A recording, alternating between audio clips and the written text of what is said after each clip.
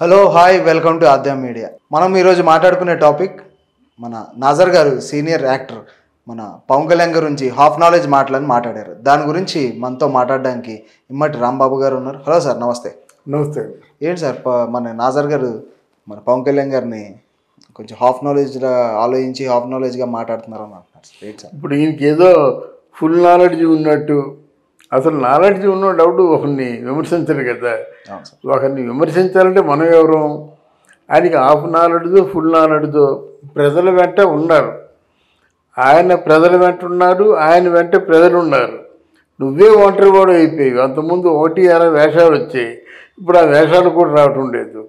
వీళ్ళందరూ ఎలాంటి వాళ్ళంటే ఎవరో పేరున్న వాళ్ళే ఒక తిట్టినట్టయితే వాళ్ళకు కూడా పేరు వస్తుంది, వార్తల్లో వ్యక్తిగా చాలామంది అవుతారు అనే ఫీలింగ్తో మాట్లాడే మాటలు కానీ అరకొర జ్ఞానం మాట. ఇది మిడిమిడి జ్ఞానం, అరకొర జ్ఞానం. ఇవి ఏమవుతాయంటే జనంలో వాళ్ళకున్న కాస్తో కోస్తో మంచితనాన్ని, పేరు ప్రఖ్యాతులు కూడా చేతులారా నాశనం చేసుకున్నట్టు అవుతుంది. ఏ సందర్భంగా మాట్లాడుతున్నాడు పవన్ కళ్యాణ్ హాఫ్ నాలెడ్జ్ అని అంటే జనంలోకి వెళ్ళి జనాన్ని జనసేన పార్టీ తరఫున చైతన్యపరచడంలో వీరికి ఏదో అభ్యంతరం ఉందా? లేకపోతే ఈయనేమైనా వైఎస్ఆర్ కాంగ్రెస్ పార్టీ తరఫున పేటీఎం బ్యాచా? అయితే జగన్మోహన్ రెడ్డి తరఫున వకాల్తా పుచ్చుకున్నాడా? రకరకాలుగా ఉన్నారు కదా. ఈ కారణం చేత నువ్వు హాఫ్ నాలెడ్జీ అడివిరా అని చెప్తే అర్థం ఉంది. అసలు నాలెడ్జ్ ఉన్నవాడు ఇలా మాట్లాడతారా? సాటి ఆర్టిస్ట్ ఆయన అట్లాంటి ఆర్టిస్ట్ని తక్కువ చేసి మాట్లాడడం, విమర్శిస్తూ మాట్లాడడం, ఇవి జనరల్గా సభ్య సమాజం లేకపోతే ఏమిటో వీడికి ఏ వచ్చిందిరా నీకు? సాటి కళాకారుణ్ణి నువ్వు కళాకారుడు ఉంటూ కూడా విమర్శించడం అది మంచిది కాదు. అది నలుగురిలో కూడా చాలా తేలిక భావం ఏర్పడుతుంది. ఇంతవరకు నాజర్ అంటే ఏదో మంచి క్యారెక్టర్లు చేస్తాడు, బాగా చేస్తాడు అనుకున్నాం. కానీ ఇప్పుడు క్యారెక్టర్ లేదు కదా, ఏమీ లేదు కదా, కేవలం అమ్ముడుపోయే మనిషి, ఎవరైనా చెప్తే చెప్పిన మాటలు వినే మనిషి అని అనుకోవాలి. ఇప్పుడు తప్పదు. అది దేని గురించి మాట్లాడారంటారు సార్? దేని గురించి అని పవన్ కళ్యాణ్ విమర్శించాల్సి వచ్చింది? దేని గురించి ఇప్పుడు మామూలుగా ఈ మధ్యకాలంలో పవన్ కళ్యాణ్ ప్రభుత్వాన్ని విమర్శిస్తున్నాడు, అంటే ఆంధ్రప్రదేశ్ ప్రభుత్వాన్ని విమర్శిస్తున్నాడు. కనుక ఆయనకి ఏదైనా జగన్మోహన్ రెడ్డి అంటే చాలా మంచి అభిప్రాయం కలగవచ్చు, ఆయన్ని విమర్శిస్తే తట్టుకోలేకపోవచ్చు. ఆయన మాటలేమో నాలెడ్జీ ఉన్నవాడు మాట్లాడిన మాటల్లా కాకుండా ఏదో హాఫ్ నాలెడ్జీ ఉన్నవాడు మాట్లాడిన మాటల్లా అనిపించవచ్చు. దాంతో బయటపడ్డాం. ఇవన్నీ ఎందుకు వస్తాయంటే ఏదో ప్రేరణతో వస్తాయండి. మనం ఏమనుకున్నాం, నిన్న మామూలు రోజా రమ్యకృష్ణని ఇన్వైట్ చేయడం, ఇవాళ మనం అనుకున్న దేవులు వచ్చేసింది. ఏంటంటే ఏదో రాజకీయ కోణం ఉంటుంది, మామూలుగా ఏ కోణం లేకుండా. అంతకుముందు ఎన్నిసార్లు తిరుమల వెళ్ళలేదు, ఎన్నిసార్లు వీళ్ళు కలుసుకోలేదు. మరి ఈరోజు ఎందుకు వచ్చింది?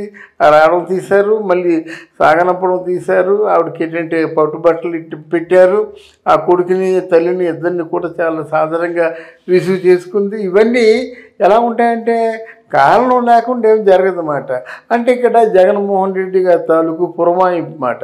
నువ్వు రాబోయే ఎలక్షన్స్లో మన కొద్దిగా గ్లామర్ ఉన్న వాళ్ళని నలుగురు పోగేస్తే బాగుంటుంది కదా, ప్రచారంలో కూడా ఉపయోగపడతారని ఏదో చెప్పుకుంటారు. చెప్పడం బట్టి రోజా పిలిచింది, సాధారణంగా ఆతిథ్యం ఇచ్చింది, వెళ్ళినప్పుడు పొట్టి చీర పెట్టి సాగనంపింది అన్నమాట. అలాగే నాజర్ని కూడా ఎలా చట్టమయ్యా నువ్వంటే ఒక మంచి రిజల్ట్ క్యాండిడేట్ అనే ఒక నమ్మకం ఉంది, ప్రజల్లో ఒక విశ్వాసం ఉంది, ఆ విశ్వాసాన్ని నువ్వు చూపు చేసుకో అని ఎవరో చెప్పుకుంటారు. ఈయన ఆ కుయ్యమన్న కోసలన్నీ కూసుకుంటాడు. అంతగా ఏముంది.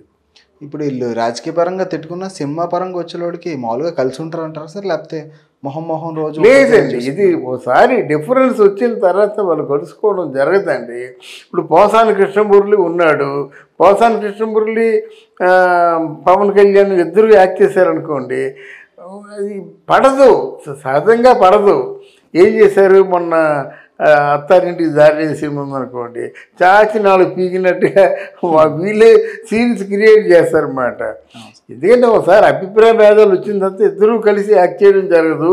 ఇద్దరు కలిసి యాక్ట్ చేస్తే ఏదో వాళ్ళ అనుకూలంగా వాళ్ళు మలుచుకుంటారు. ఎవరి వాల్యూ ఎక్కువ ఉందో వాళ్ళు తగినట్టుగా మలుచుకుంటారు సన్నివేశాలని. రేపు పొద్దున్న పవన్ కళ్యాణ్తో యాక్ట్ చేయడం జరిగినప్పటికి కూడా నాజరు కొంచెం డిఫరెంట్గా ఉంటాడన్నమాట. అది ఇప్పుడు నాజర్ గారు పెద్ద సినిమాలు చేస్తున్నట్టు కూడా కనిపించలేదు. లేదు, నాజరు సినిమాలు చేయటం లేదు సార్. ఇప్పుడు ఆయన తమిళ యాక్టర్ సార్, ఒక విధంగా తమిళ నుంచి మన తెలుగులోకి వచ్చారు. అసలు అక్కడ వాళ్ళతో ఇక్కడికి ఏంటి సార్ సంబంధం ఏంటి అసలు? అదే అర్థం కావట్లేదు.